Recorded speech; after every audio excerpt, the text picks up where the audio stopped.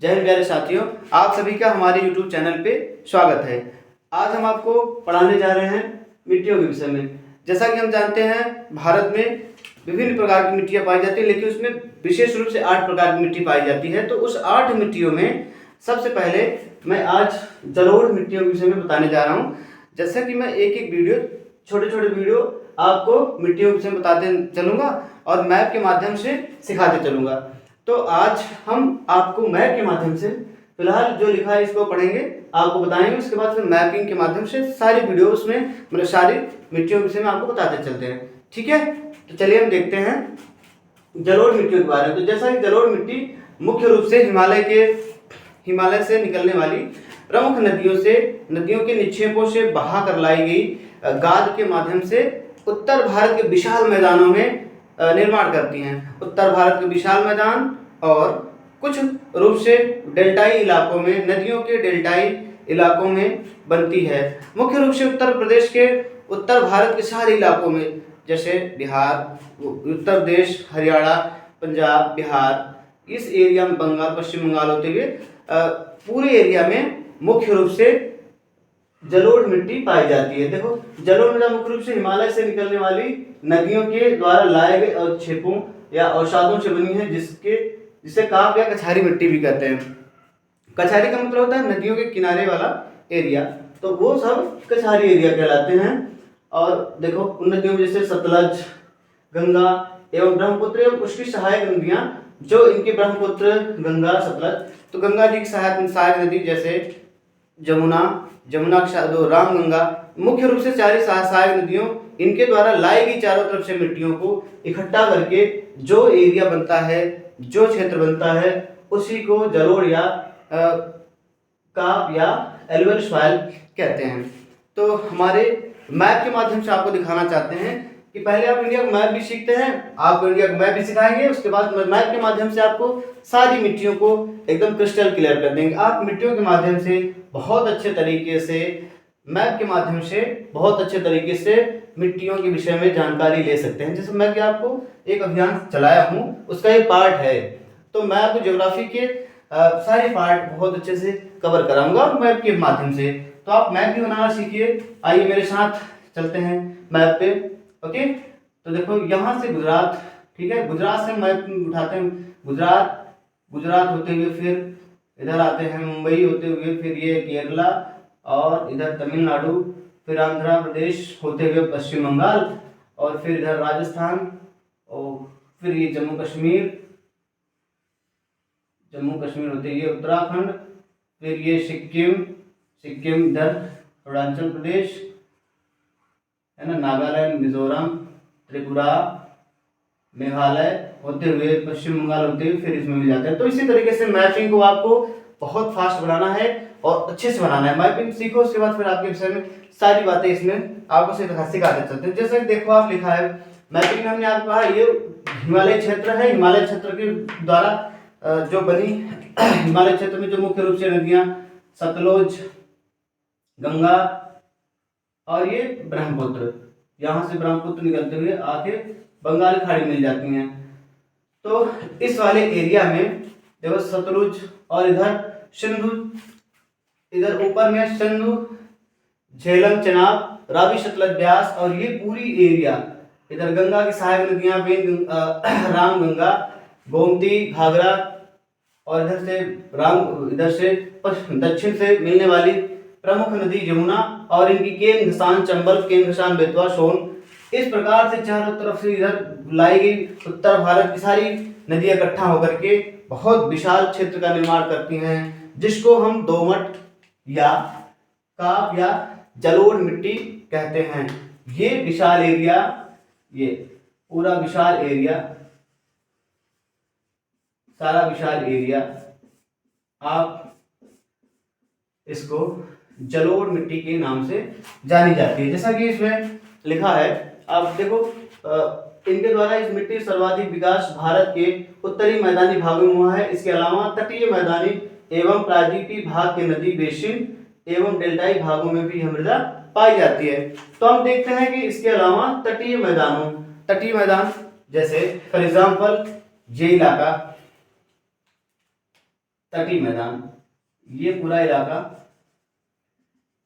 ये एरिया और थोड़ा सा ये एरिया और इधर का ये वाला पार्ट, ठीक है। ये मृदा प्रमुख रूप से जलोढ़ यानी जल को ओढ़कर आने वाली, जल के माध्यम से आने वाली मिट्टियों को जलोढ़ या काप या एलुवियल सॉइल के नाम से जानते हैं। तो हमारे उत्तर भारत में ये उत्तर भारत में पूरी मिट्टी जो पाई जाती है उसको जलोढ़ मिट्टी कहते हैं। इसमें कुछ विशेषताएं होती हैं। तो इसमें देखो, जैसे ये नदियों का बेसिन है, नदियों प्रमुख रूप से नदियों का बेसिन जैसे महानदी, गोदावरी, कृष्णा, कावेरी। तो ये महानदी, गोदावरी, कृष्णा, कावेरी, ये महानदी। आप मैपिंग में नदी भी समझ सकते हो, महानदी, गोदावरी, कृष्णा, कावेरी, इनके द्वारा, कावेरी, और ये गंगा, ब्रह्मपुत्र, सतलज, इनके द्वारा लाई गई प्रमुख मिट्टियों के द्वारा जो क्षेत्र निर्माण होता है, इसी को हम जलोढ़ या काप या एलुवियल या दोमट मिट्टी के नाम से जानते हैं। तो भारत में बहुत ज्यादा मात्रा में ये मिट्टी पाई जाती है। लगभग 43.6% लैंड पे प्रमुख रूप से जलोढ़ या दोमट मिट्टी पाई जाती है। और हमारे पूरे भारत में लगभग 15 लाख वर्ग किलोमीटर तक इस मिट्टी को पाया जाता है। तो हम देखते हैं कि इसीलिए इसको भारत का सबसे अधिक भूभाग पे जलोढ़ मिट्टी कहा जाता है। और गंगा, सतलज का मैदान, महानदी, ये सब हो गया। इसमें असम, गुजरात तथा इसके तटीय मैदानों में, असम के एरिया में भी थोड़ा सा इस मिट्टी को, ये मिट्टी पाई जाती है। असम के इलाकों में भी, ये मिट्टी पाई जाती है, ठीक है। और इसमें पोटास एवं चूना की अधिकता पाई जाती है, जबकि नाइट्रोजन, फास्फोरस व जीवाश्मों की अभाव होता है। तो हम देखते हैं इसमें चूना पोटास कैसे मिलता है। चूना पोटास का अगर हम एग्जांपल लेते हैं, तो जब हम कभी ठंडी में जो नहाने के लिए जो पानी यूज करते हैं, तो उसमें हम कभी कभी हीटर का यूज करते हैं, हीटर वाली रॉड का यूज करते हैं। किसी बाल्टी में अगर हम पानी में रॉड डाल देते हैं, तो गरमाते वो रॉड पे वाइट बैठ जाता है। जो वाइट बैठ जाता है ना, वही आपको चूना दिखता है। इसी माध्यम से इसमें चूने की मात्रा होती है, तो वही चूना होती है और पोटास उसमें होती है। तो हमारे यहाँ नाइट्रोजन इस मिट्टी में, उत्तर भारत में जो मिट्टी होती है वो ये जलोढ़ है। और इस मिट्टी में नाइट्रोजन, फास्फोरस और जीवांशों की कमी होती है। इसी के कारण उत्तर भारत में जो कृषि होती है, प्रमुख रूप से गेहूं, गन्ना, चावल, सब्जी फसल और अन्य प्रकार की जो कुछ दलहनी फसलें हैं, उनमें नाइट्रोजन की कमी के कारण हमारे उत्तर भारत में यूरिया का बहुत बड़ा खपत है। यूरिया को नाइट्रोजन की कमी के लिए यूज किया जाता है। इसीलिए उत्तर भारत में जब धान की उपज होती है, तो ढेर सारी मात्रा में नाइट्रोजन की जरूरत होती है। तो उसकी जरूरत पूर्ति करने के लिए हमें यूरिया को लेना पड़ता है। तो यूरिया की मात्रा उसमें हम बढ़ा करके, डाल करके हम नाइट्रोजन की पूर्ति करते हैं। तो इस मिट्टियों में, इस प्रकार की मिट्टी में यूरिया की कमी होती है, यानी नाइट्रोजन की कमी होती है, और फास्फोरस की कमी होती है। और इसको हम बढ़ाने के लिए मैं बार बार कह रहा हूं कि नाइट्रोजन का यूज करते हैं। तो इस प्रकार की मिट्टियों में प्रमुख रूप से धान, यहाँ प्रमुख रूप से धान, ये धान, गेहूं, गन्ना, दलहन, तिलहन व जूट सब्जी के लिए काफी उपजाऊ होती है और इसमें काफी उपयुक्त मिट्टी मानी जाती है। इसमें जलोढ़ मिट्टी जो है दो प्रकार की होती है, खादर होती है, बांगर होती है। खादर होती है जो मुख्य रूप से पानी नदियों के द्वारा बहाकर लाई गई मिट्टियों के द्वारा जो होती है ना, जो नई मिट्टी होती है इकट्ठा करके बिछा देती हैं, तो मिट्टियों को लाती हैं बहाकर। वो जो नई मिट्टी बिछ जाती है ना, उसी को जलोढ़ बोलते हैं। और यही पुरानी हो जाती है, तो वही होती है खादर हो जाती है, और फिर बाद में यही चीज बांगर हो जाती है। तो जैसे कि एग्जाम्पल के तौर पे आप देखिए, एग्जाम्पल के तौर पे ये नदी का मुंह बेसिन है, तो नदी बेसिन में सामान्यतः साल भर जो पानी भरी होती है इस तरीके से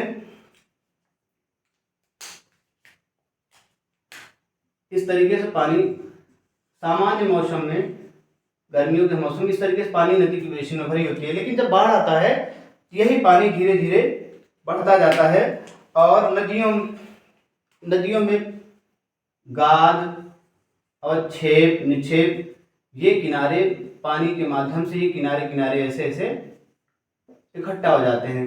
तो वापस जब मानसून चला जाता है, जब बारिश कम हो जाती है, नदियों जब सामान्य में स्थिति में आती हैं, तो फिर वापस में ये स्थिति ऐसे हो जाती है। तो फिर ये स्थिति ऐसे हो जाती है तो ये किनारे किनारे जो गाद होते हैं रुक जाते हैं।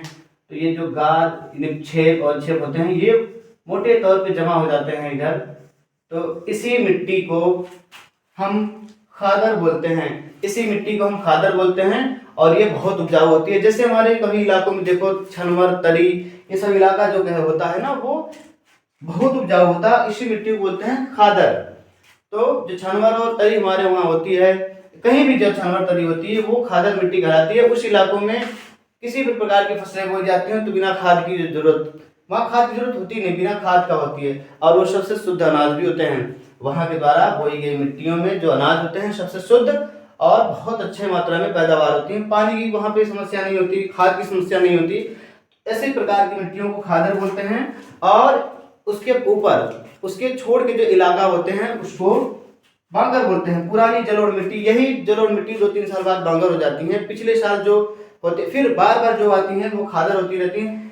नदियों के माध्यम से जो मिट्टी आती रहती है वो खादर होती रहती है। उसके ऊपर के एरिया में, ये वाले एरिया में इधर सब जो होते हैं, ये इधर जो होते हैं इस एरिया को बांगर कहते हैं। बांगर में कैल्शियम के छोटे छोटे कंकड़ पाए जाते हैं। जैसे कि हम जमीन में खोदते हैं तो छोटे छोटे कंकड़ मिलते हैं, ऐसे इस तरीके से कंकड़ मिलते हैं। जब जमीन में खोदो तो इस तरीके से कैल्शियम के स्रोत मिलते हैं। इसी प्रकार के जो पत्थर मिलते हैं ना उसको कंकड़ कहलाता है। तो इस इधर की जमीनों में जब खुदाई करते हैं तो इस तरीके से कंकड़ मिलते हैं, वो जो कंकड़ मिलते हैं उसको कंकड़ कहा जाता है। ठीक है, इसी प्रकार से हम आपको हर वीडियोस में आपको एक एक मिट्टियों के विषय में बताते चलेंगे। अब हम वीडियो को क्लोज करते हैं और धीरे धीरे सारे मिट्टियों को मैं बार बार कवर कर दूंगा। ठीक है, ज्यादा ओके, ठीक है, थैंक यू।